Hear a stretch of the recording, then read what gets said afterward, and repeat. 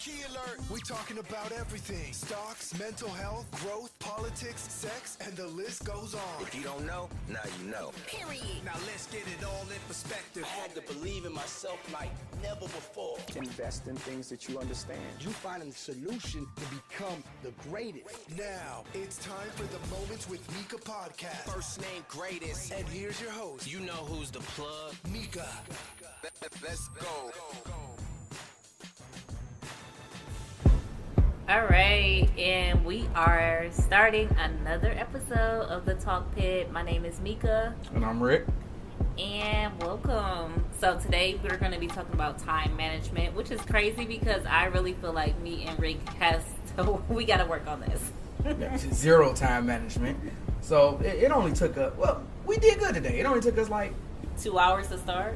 Yeah, about that. Hour 15 minutes. We did the whole show, didn't record Twice. Anything. Right. Yeah, that's how we do That's this. called practice. Makes perfect then. Right. So as you can hear, I have Beyonce playing in the background because Homegirl has announced that she's going on tour and she's going to be in Detroit in July. Word. Now, the tickets is expensive, so I don't know if I'm going to be there. What's she gonna be performing? She got new music? I mean, she got the Renaissance CD, the one that's playing in the background. We're playing Energy. So she can perform that. I mean, I went to I think it was the Lemonade tour. I went to that. And I went when she had came. I think she was at I think that was the Mad Black Woman's tour. I loved it.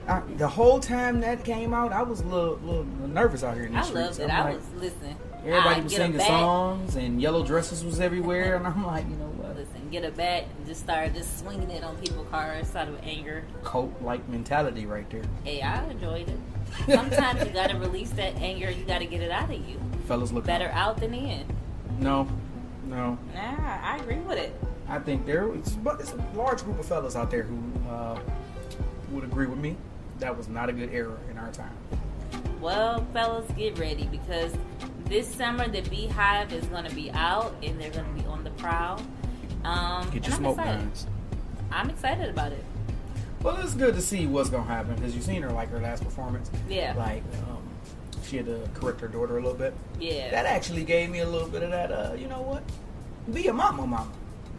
She's not one of those, hey, no more TV for you. She one of them. Like, pinch your leg while you in the stove because you touching stuff. So I'm with it. I like to see the heritage pass on. Speaking of heritage, guess what? It is Black History Month. It is. We need to hit on a few things that a lot of people don't know about Black History Month. I think it's good to give fun facts about stuff that we do, that we don't know, that we're consciously doing, that relates to racism or that relates to things of the past when it comes to slavery. Right. So I'm going to give my fun fact. My fun fact is, although we're in 2023 right now, do y'all believe in 2016? 2016, like remember this. Yep. In 2016, in Mississippi, Cleveland, Mississippi, to be specific, they just now made it unconstitutional to have segregated schools. So in 2016 was the year that they desegregated their schools, which is crazy because that's 2016. That was just a few years ago. And you would think when you think about segregation, you would think like 1960s or something like that. Never came up. Crazy. It just never came up. It never came up in a conversation until 2016. Nope. They lived their whole life. It was just like that. So, just like, never came up. Yeah, you know what? Let's just go ahead and do something that we did like 30, 40 years ago in other states. Let's just go ahead and do it in Mississippi now. Somebody was walking down the street somewhere and was like, what are they doing? Hey, what's happening over there? Like, what, are you back in the 60s? Segregation been over with. And they're like, oh, really? Let's go ahead and make this happen. That really pisses me off, but at the same time, like, okay, I mean, you well, gotta really, start if it never came up, like, that's a real thing. If it wasn't a problem, like, people want to get their teeth kicked in the street, it's just that we don't go to the same places. We don't hang with the same people. We don't go to the same places. There's really no reason to talk about it because they were chilling over there. We were chilling over here. Sick. So, hey, didn't even know we were segregated. We just knew I chill over here. Which is crazy, but that's a fun fact about something you should know in Black History Month. Just to keep you up, keep you on game when it comes to stuff. Well, as for a fact for me, I don't have one. I had so many that was like piled in front of me. I'm actually looking at a list of them right now, and really don't have one. No. My guy is Imhotep for the month, the year, and my life. Imhotep was an ancient black guy known as one of his names is the god of medicine. He actually taught the Greeks how to perform a lot of their medical techniques, and he also performed the first heart surgery. Not open heart, but heart surgery. That's kind of dope, though. Really? Because when I think about Hotep, I think about what people like when they say it, like You say Hotep hello? as in, yeah, like as in, I thought it was peace. It's hello? Peace, hello. I just know Imhotep. Oh, okay. All I know is it's Hotep. Okay. That's all I know. Hotep. Hotep. But yeah, that was just our little piece on Black History Month. Hopefully every week during the show we can bring up little things that you don't know that you could possibly look up and then share it with people, because a lot of people, like, I didn't even know that in 2016 the last segregated schools was still in Mississippi, Cleveland, Mississippi to be specific. So, you know, it's kind of a fun But fact. I'm really interested to know, was the quality of life better, worse, or different at all? Maybe that's something that we can look up and talk about in the next show just to see Absolutely. how that was. And then also, let's talk about the current events. If you have not been watching the news, if you have not been on TikTok, I guess you do not know about the balloon that has been flying around the United States for like almost the past week or so. Just flying around. Yeah, it was just, you know, doing what balloons do, you know, just floating. And China's like, oops, Yeah, basically. my bad. Basically. Oh, that was looking in your kitchen? My bad. I ain't mean to look at that. Which is crazy because they did literally say that. Like, they literally said that this balloon was only used for just meteor research, and it accidentally drifted in the U.S. airspace. Well, for it to be in our airspace for a couple days, and y'all don't know that it's in our airspace for a couple days, and y'all don't do nothing about it, or y'all don't let us know, like, hey, you know, we in y'all region real quick by mistake. Like, to me, that's just a little bit baffling. This is the thing. It's a balloon. Hey, you ever lost a balloon? Yeah. And it's just gone. But their balloon is not just any old balloon. Their balloon, it has technology in it that can pull different technology from other devices. Oops. Oops. That's a big oops. Like, It is a major thing. And, like, I really feel that it has been underplayed. Yeah. Like, Biden, like, yeah, we shot it down. I told them Wednesday to shoot it down, and they waited till it got over water.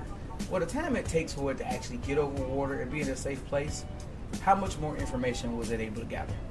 listen. And then now China is upset. They said that they strongly disapprove of the way that we went about things when it comes to their stuff. So it's like, okay, so y'all gonna put your stuff in my area, and you gonna get mad because we shoot it down, but it shouldn't have been in my area in the first place. I believe it was 13 to 15 years ago. We had the same issue with China, where a drone was slightly out of our airspace and was eradicated swiftly by China because, hey, we're trying to spy on them. But it's crazy to me because during the same time, during the same week, the U.S. also discovered that China had a secret police station in New York that they just now raided this week also. What they raid the police for? Because it was a secret police station, a Chinese police station inside of New York. So you got to think about this. What is the need for a police station? Like, they police people, right? But in U.S. territory, like, what is the need for a Chinese police department? Like, who do they serve exactly? And that's the question I'm coming to. Because there's a secret police department. Is there also a secret community in which they police?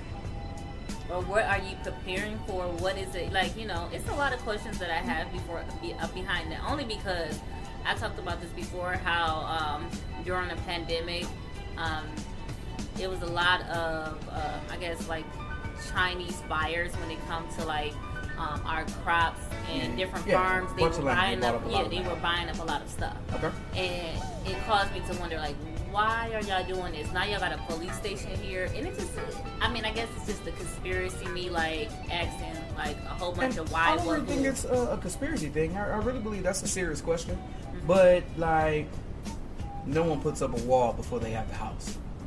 Yeah. So, like, you're not going to defend nothing. So I believe if they had a police force, that there is actually something that the police force was policing. And we may not know about it yet, or they may know about it and just haven't disclosed it. But there is a group of people who needed a police force for protection. So, I mean, I'm got curious no to problem. find out what that is. Yeah, I was about to say, I don't have no problem behind it, only because we got our own police force in the city now. They have men that, well, they're not like really a police force, but they have men now that stands outside the gas stations with their guns to make sure that the women and stuff pump gas at night and make sure everything's secure. Getting back to the Black Panther Party movement. That Yeah. is actually what we should have been on. Mm-hmm. But the last time we did that, we were totally hunted and destroyed by the U.S. government. The Black Panther Party was taken apart, but like a terrorist group. Mm-hmm. And really, they were just preaching, hey, defend yourself, know your rights, know what you're supposed to do, don't be messing up your community. You know what's crazy? Now they have a lot of rules on different social media platforms, or I guess media platforms, because I have to look at Pandora rules and Spotify rules and iHeartRadio rules. And we talk about certain things, like if we talk about the Black Panther, they consider that to be engaging in terrorist conversation, and they'll actually take down the podcast, which is crazy to me, only because it's like, what did they do that was an actual terrorist act? They fought for black people. Well, what fights did they get in? They stood their ground. People came to them. For black people. Right, they stood their ground. And the they problem. educated black people. I'm telling you, that's the problem. And I'm telling you, that is not a legit question. the problem. That's the answer. That's the answer. Right. Okay. That was legit. Right. And you know what? I can get behind that, because really, what it takes for black people to be terrorists is a lot lighter than what it would take for anybody else on the planet to be. Like, something had to blow up stuff, and you really terrorizing folks. No, but We just had to read books. I about to say, you just had to be grown with this melanin in your skin, and you could walk down the street. Is you trying to learn? Oh, he's a terrorist. Well, get him out of here. No, for real, like that's literally how it is. It's like I can tell, like it's just a threat just to be black. Yep. And I know a lot of people hate it when you start talking about that, and it'd be a lot of non-black people that hate that. But it's like, unless you walk into the shoes and you've walked into an environment where it's not a lot of you, and you can just feel the stares, you can see the treatment. Yeah, like I literally went to schools where it was like only 2 or 3 black people. Environment has really changed. It's like it's a dense environment. Yeah. It's really hard to breathe all of that stuff, because it's like, goodness. Like you can't move, you can't do anything like that. I remember, and this is like me being very transparent, I remember moving from Detroit and moving out in the suburbs to New Haven. And as soon as I got out there, because I think it was like half of my 5th grade year, I went to Martin Luther King, and then I went out there and went to this school called Seaford, right? Mm-hmm. As soon as I went out there, I think I was like the only black girl in my class. Do you know, as soon as I got there, they tried to put me in a slow learners class. They literally just only, like, as soon as I got there, it wasn't like you test in to go to the school or anything like that. Like, I literally was in the school. See? That's how And you they try. literally, because, I guess, I don't know why. Maybe I just look slow to them. Or something like that. I don't know. I mean, Hey, you never know. But they literally put me in a slow learners class for about like 2 weeks until I actually got my first test, and they could see that I was actually intelligent and I actually was keeping up with the other kids. But because I was the only, I don't know, I can't say like it was because I was the only black kid, but I couldn't understand why me just trading schools and just coming into the school. And then when I seen other people come to the school that wasn't black, they didn't get traded into being just so no automatically history slow. of being in slow classes. It was Yeah, just like, no, it was she's just slow. like, oh, she came from the city. Maybe she just a little. Yeah, I know they a little slow down there. Well, maybe. that also plays a part into the education system within some of the public schools. It is. Because I went to charter schools for a while, and then I switched over to public school, and it was like, goodness, I learned this in 6th grade. I mean, that's all I went to. My parents, like, they really didn't believe in putting me in public schools when I was in the city. I went to private school, charter school, like, and then from that, we tried this Martin Luther King school, but I didn't stay there long. I went straight out there to a public school in New Haven, 27 Mile. So it was like if they looked at my transcripts and seeing that I came, I never really went to a public school, but I don't think that it was about, doing the research or trying to see. It was just the fact of like, you come from this area that's majority, right. African American, and Well, also looking at your school records from coming from a charter school, because that's what they tried to do when I went to Northern. Because my records looked like you went to a charter school, but it doesn't align exactly with high school. So they looked at it like, we don't know what you know. Hey, we're going to give you these classes, and if you want something different, tell us. I didn't get that. Oh, I well. didn't get that at all. After I figured out that I learned everything that they were teaching already, like, they was teaching verbs in 11th grade. Like, what? Teacher was like, she was showing me something when she was like, pick the verb in the sentence. I'm like, you can't be serious, bro. I'm like, I hit her with some Schoolhouse Rock before I walked out the class. I was like, verb, that's what's happening. So what's happening? I'm leaving. I'm gonna go. I ain't gonna waste your time here. So I left. But me and her was cool. But no, it's a big difference.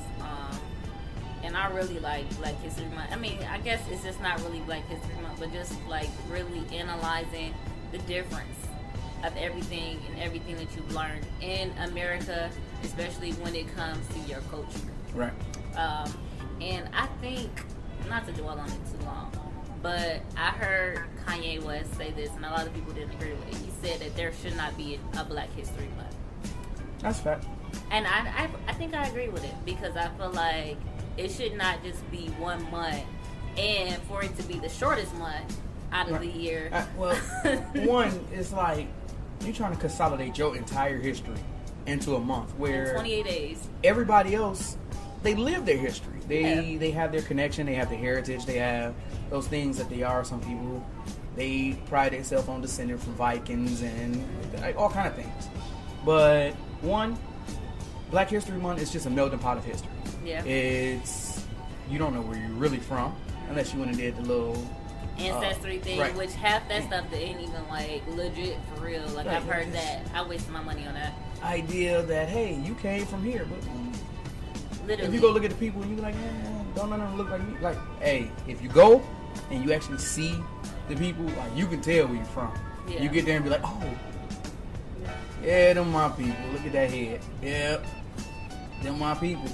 So like, unless you actually go to see exactly where you're from, like, they may just throw a bunch of stuff on there. Yeah, that's usually what they do. But I feel like as Black people, or whatever you want to consider yourself to be, I feel like it should not be deemed for you to just study once a month during a year. You should be trying to figure out yourself like all year, right. Every day. Like, I mean, you ain't gonna go in depth, but like every now and then I used to ask my grandparents like certain things about their parents, because I never, I only got to meet 2 of my great grandmothers.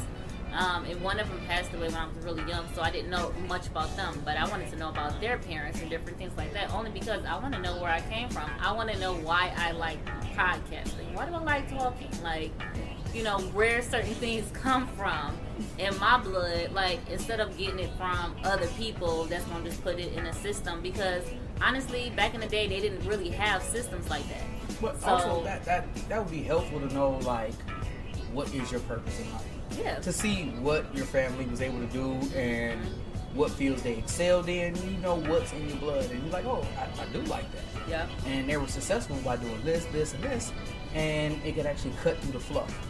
But we also come from a generation where great-grandparents was a lot older than what great-grandparents are now. Man, what? Great-grandparents these days are like 60 years old. My great-grandmother was 90-something years old. I don't think my great-grandmother died at like 103, but she was still like in her 90s when I was, in my teens. So some of the real slices of health came from those people too. Yeah, and they did not do any of this vegan stuff. My grandmother ate pork her whole life. The entire life. And then be cooking the hog mogs and all. Like, you eating chitlins? What are you doing, Grandma? But then she's 97 sitting in a chair telling you about how you need to drive. Mm-hmm. And you're like, okay. Mm-hmm. Everybody else can't barely make it past 70. So, speaking of ages and time management. Yeah, we suck. Yeah. We're getting there though. We have a goal. Today we made a goal, and today we started a timer. Because, you know, usually we've been trying to cut the show down a little bit because we've been in the 50 minutes. We ramble. You know, we go. When we get there, we get there. But, you know, we're doing good today. I think we're doing good today. We set a goal. We said today that we're going to try to do the show ended around 35, 40 minutes. Oh, well, we are doing a good job. Yeah. And that all goes into time management. I believe one of the real serious keys to a good time management is first know yourself. Know what your hindrances are, and like everybody got this idea of what will organize time and how you can organize time. They have organizers and planners on the market, everything. But if that ain't your thing, or you won't be able to stick to it, you go buy a planner, you use it for 3 days, and then it collected dust for the rest of the year. I mean, didn't really help you. Nope. So knowing yourself and knowing the process that actually works for you is one of the essential things to being able to manage your time. Man, that's numero uno. Like, Right. if you don't know yourself, you ain't gonna know how to manage your time. Mm-hmm. Like me, I know that for sure that in the morning time to get my day started, like I cannot just like go instantly to social media because that's gonna throw me off. Because if I go to social media, I'm going straight to TikTok and I'm gonna be scrolling for a good hour. And now it's afternoon. Yeah, and now it's like I look up like, dang, it's 12 o'clock and I already don't wake up until like maybe like 10:30 or something like that. And that's only because I work midnights. But I've learned I know myself. So I know like, okay, this is going to distract you. So maybe not do this yet. I even put like timers on my phone. Like, you know how on your phone now you can set up like to have social media like kind of be disabled after a certain amount of like phone time. Right. So I got my phone set up like every day. If I stay on social media for 3 hours, then it just kind of blocks social media for me, so I can't get back on social media till the next day. Right, and that's dope. For me, I am location based. Mm-hmm. So like, I got a house full of weights right now.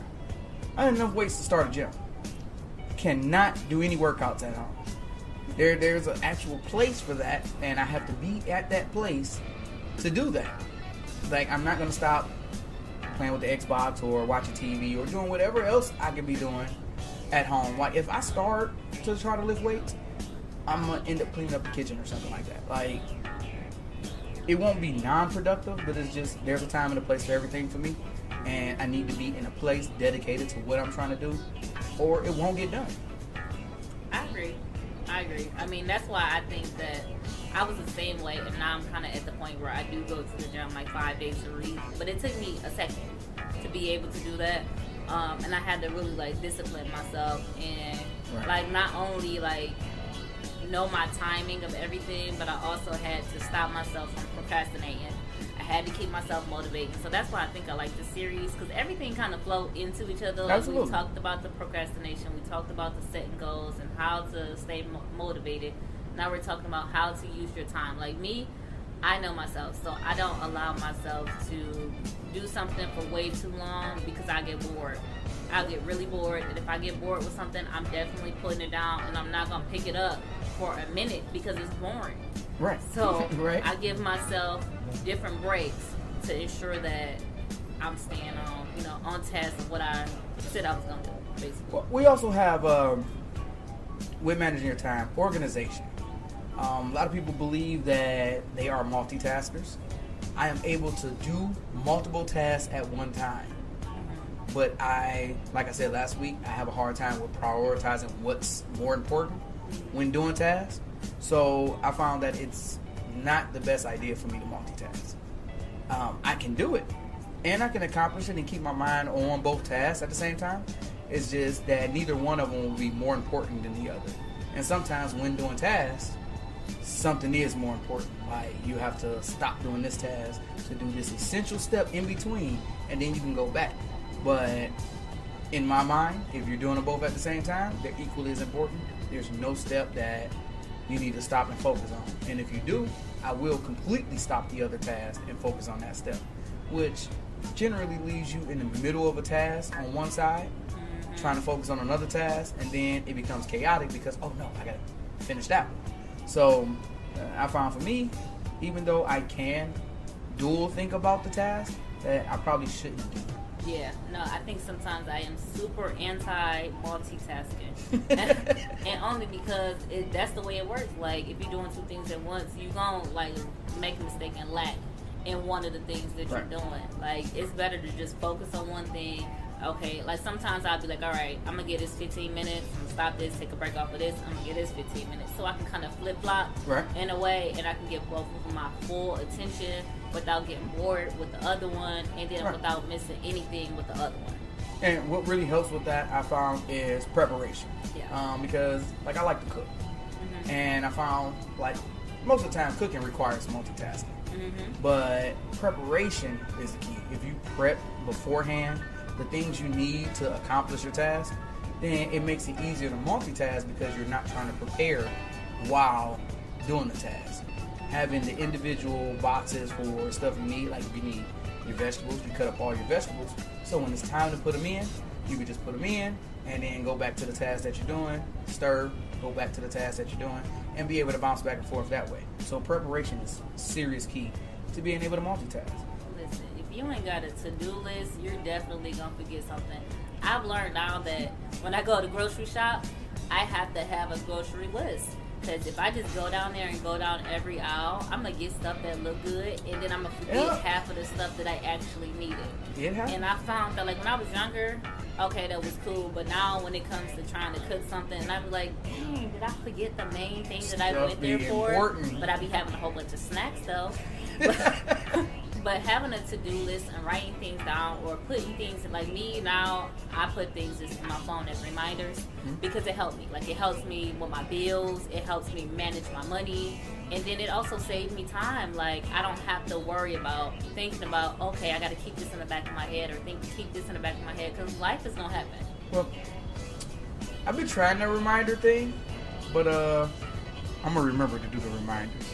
I'm gonna remember. See, that's how it always happens. Because it's like, oh, yeah, okay, I'm set up a reminder about that. And then it's gone. And then you look up and it's time for it. And you're like, oh, didn't I set a reminder? I didn't. I didn't remember to set a reminder. And now you got to try to squeeze the task in. Which I found after you let that snowball, the task that you need to squeeze in becomes more and more serious. And you start to feel like, I'm drowning. I'm underwater. There's a lot of stuff that I didn't get done that I need to get done right now. And then you just give up on everything. Like, I'm not doing it. I can't do this right now. I'm just too overwhelmed. This is too much. But it's like, essentially, that's your fault. Right. It's your problem. And I tell a lot of people, like, I mean, even if you don't want to do reminders, calendars. Like, I like those people that put those reusable calendars. You remember those calendars that you used to put on your refrigerator with a magnet? Right. And you could write down in it what you need or something like that? Yeah, the little block, the rectangle. Yeah, but people don't do that no more. No. Like, I like that because that was a good idea. I'm one of those high-tech people, so I said when I get the money, because it's super expensive, I want one of those refrigerators that has a screen in there, so the calendar's in there. Lying. Too much money. Them things like $5,000. Like, why? To put in some eggs? It holds food. And I ain't even got that much money for food. This thing, like, is the first order of food on them? Like, are they going to keep on restocking stuff for me for $5,000? Well, I heard you can set that up. But how much I feel like it takes too much work. I feel like that requires you to go in, take out 3 eggs, go to the refrigerator and say, hey, I took out 3 eggs. And then it's Is like... Is it going to make the eggs for me, or do I got to go to the grocery store to get the eggs myself? Oh, well, you can order them and have them delivered to the house. And how much that costs? A nominal fee. And that's the problem. But I do want to, like, eventually I want to get one of those because it makes it easier. I think if you keep on seeing something, then that reminder will pop in your head. That's why I keep my my vision board on my phone. Every time I open my phone, that's why I look at it, because it keep on reminding me, this is your goal, sis. Like, this is where you want to be. Absolutely. You want to break chains. You want to be a generational curse breaker. You want to be a millionaire. You want to do this. So you got to keep on seeing it so you know your end game. Right. So, well, it also, with building proper time management, you take little tasks. Because it takes 21 days to create a habit. Sometimes doing the whole management thing is overwhelming. It is. So you break up actual tasks into little portions, and you create new habits based off of those little portions. Yeah. So maybe you just get back to writing stuff down. Just something like just jotting quick notes can help you start getting used to recording the things that needs to be done. Yeah. So you may not put a time, a date, or anything like that. You just got a list of things that you need, a to-do list. Yeah. So after you get used to creating that to-do list, then you can look at like creating a calendar or setting reminders or setting alarms.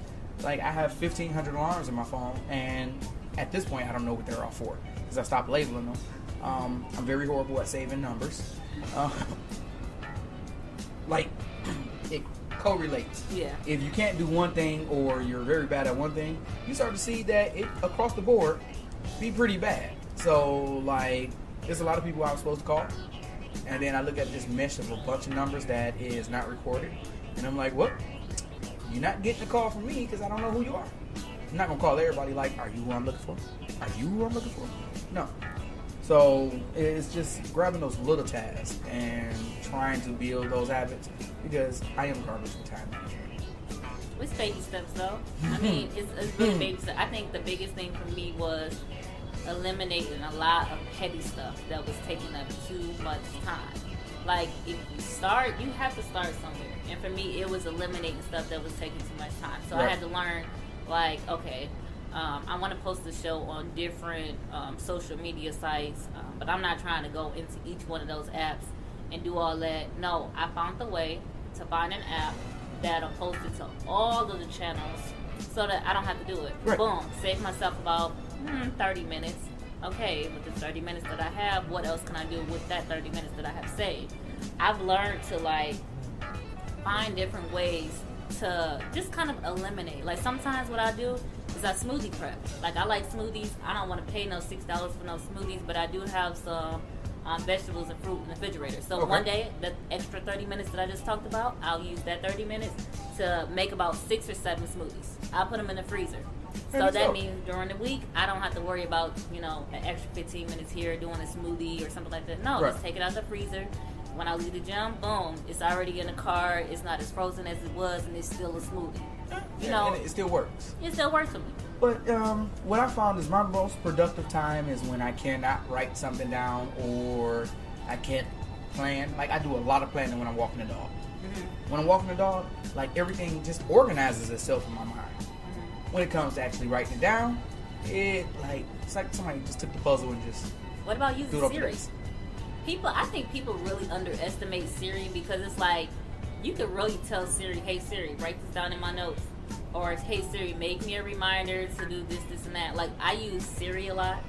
I use only because if I'm gonna pay $1,000 for this phone, I want to utilize everything that's on here. I use the shortcuts, like how I was saying. Like one of my shortcuts is if I get pulled over by the police, I say, "Hey Siri, I just got pulled over," and she sent my text message, my location to people that I needed to go to. Right. But I got it set up on here. Like Siri will tell me, like, "Hey, I got it set up when I was working downtown to tell me like traffic is going to be this much, know." Or something like that. And they're building a lot of that stuff in now. Yeah, they're so building now, it in. if I grab my keys right now, because I have the AirTag on my keys, once my keys and my phone start moving, it gives me directions to my next location. Yeah. And generally, they're pretty right. Like, usually around this time, you're going home. So here's the directions home. Here's any traffic in front of you. You should probably take this way. Listen. So that's been really dope for me. No, I think it is like really something to key in on and to utilize. Like if you're not great at writing things down, tell Siri, like, "Hey Siri, write this down for me real quick." And she'd be like, like she's really listening, and I'd be like, all right, okay, I'm getting my use out of this phone. Yeah, utilize the technology that we have now. Now we are in a time where social media does cripple your focus, but also the same technology that you're watching social media on is built to be your walking assistant. They've been making phones more and more intelligent to the point where, like, if I tell my phone to order Starbucks, like, she actually ordered. She has an order that if I say order Starbucks, she orders that, and she already has my Starbucks card attached to her, so she can pay for it too. Listen, I have some of the banking apps have it now. Like if you have it set up with Siri, then you could just say, "Hey Siri, pay this bill," and it. Stop! Hey, don't pay no she bills. Listening to me. don't pay nothing right now. I ain't got that. But no, you can tell. Like I hate that sometimes, but you can tell her to pay this, and she'll ask you, "Well, how much do you want to pay?" And do you want it to come out of this account? And all you have to do is confirm it. You can be like, all right, boom. Or you can say, hey Siri, remind me to pay this bill at this, at this time of the month, every month. And she'll remind you every single month, like, hey, this bill is due. And that's what I need to do, because that is one thing that I found put me in a financial situation. Like I said, with knowing yourself, you know that you don't prioritize well.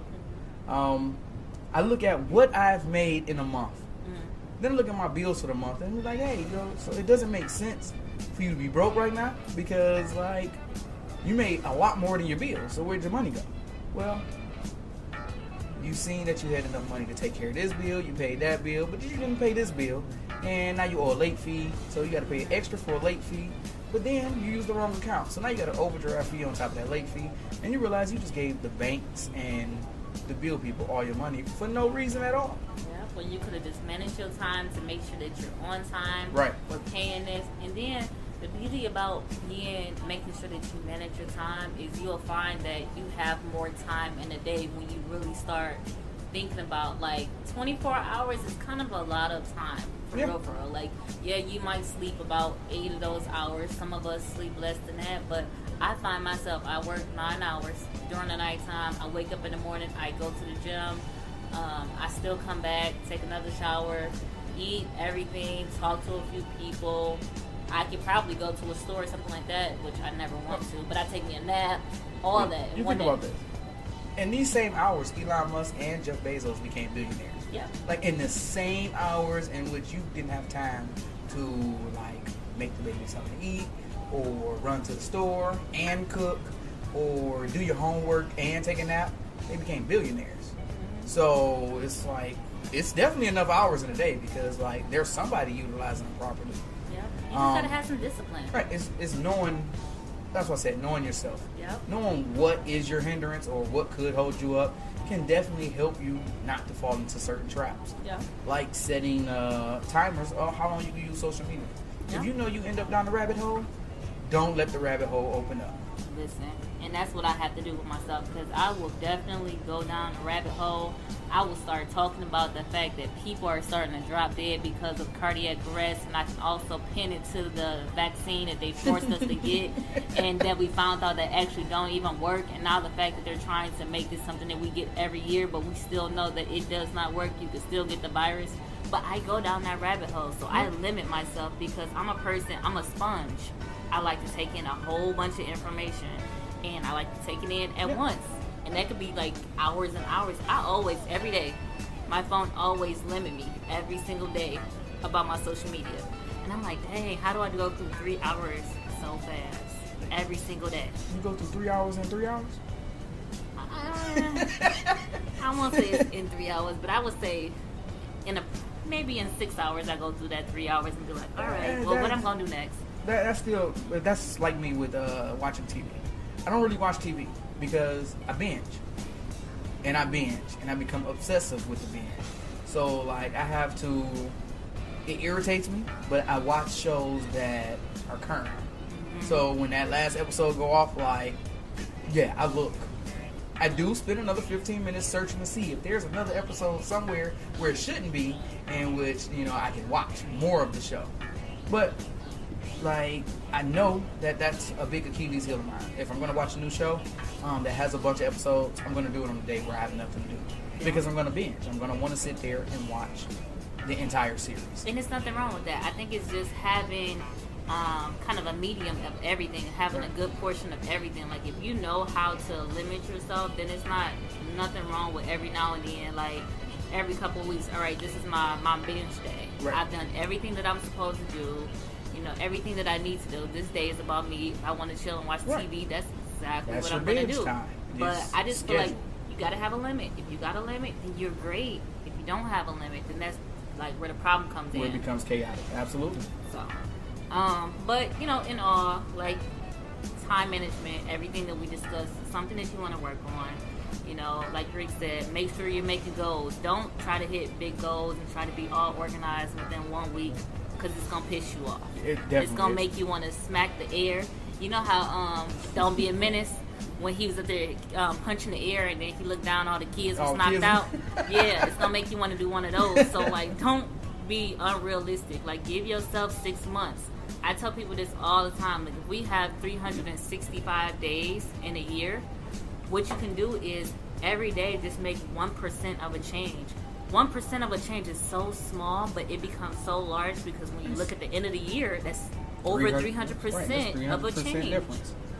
So, you know, that's a good method to think of. Yeah.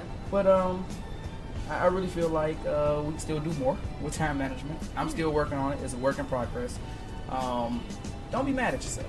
Yeah. I mean, I think it's always, you're going to always work on time management because it's always going to change. Because you're always going to have certain circumstances that's going to change it. If you have kids, you also have to put in the fact that you have kids.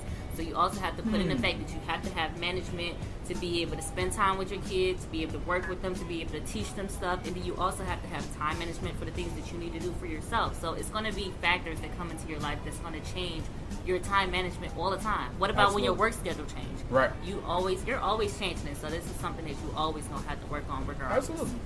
You know. But I think we did good, Rick. We're at 40 minutes. Like, we did so good. We did. I think we did really, really great. And look, we mastered a little bit of time management right there. Listen, 1%. we gave ourselves a goal, and we didn't hit that goal. We had 41 minutes. We didn't hit everything. We even did a little bit of, what did we call it? I wouldn't call it that we was just like talking, but we got off topic a couple times, but we did good for the most part. We didn't talk about the goals, we didn't talk about the to-do list, we didn't talk about the distractions, we didn't talk about the use of technology and how to use it to your advantage. We talked about taking breaks, we didn't talk about eliminating petty things. We done did a lot of things in this episode. Yeah, we definitely nailed it today. And we even talked about Black history. We did. We talked about Black history for a second. Look at that. Yep, and conspiracies. But we also spent an hour before the show talking, so you know. So, I mean, I got think it we out did of good overall. Yeah, right, we did got great. it out of the system. But I feel like this was a great episode. It was a great stepping stone to the rest of the series. And all I can say is I'm Rick. And I am Mika. And if you haven't been keeping up with us, please check out our other episodes that was before this. It'll all make sense if you go back a couple episodes. Absolutely. Because we done talked about a few things, and we're just only trying to get you into that mindset of being successful, because this season is about mastering your mindset for success. So we are out this thing. This has been a Talk Pit. We'll be back next week, and y'all have a great productive week. Peace.